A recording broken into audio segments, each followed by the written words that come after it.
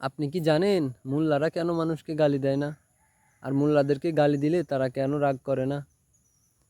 তাহলে আসেন আজকে জেনে নিয়ে যাই। আর আজকের এই ভিডিওটা অবশ্যই আপনি আপনার বন্ধুকে শেয়ার করে দিবেন, যাতে করে কাউকে আর গালি না দেয়। এক বুজুর্গ লোক অর্থাৎ এক মোল্লা এক বাড়ির পাশ দিয়ে হেঁটে যেত। তখন ওই বাড়িওয়ালা তাকে প্রতিদিন গালাগালি করত।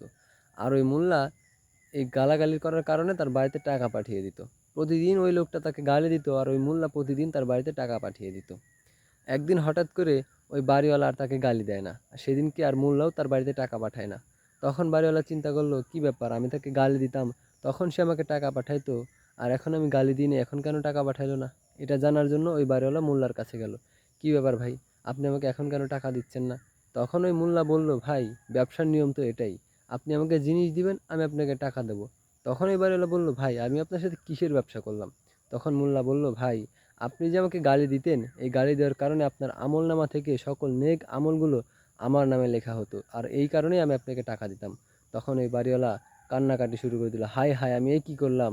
ভাই, আজকে দেখেন, আপনি যাকে গালি দিচ্ছেন তাকে শুধু গালি দিচ্ছেন না, আপনার নেক আমলগুলো তাকে দিয়ে দিচ্ছেন। সুতরাং ভাই আসেন, আজকে থেকে আমরা পরিবর্তন হয়ে যাব ইনশাআল্লাহ।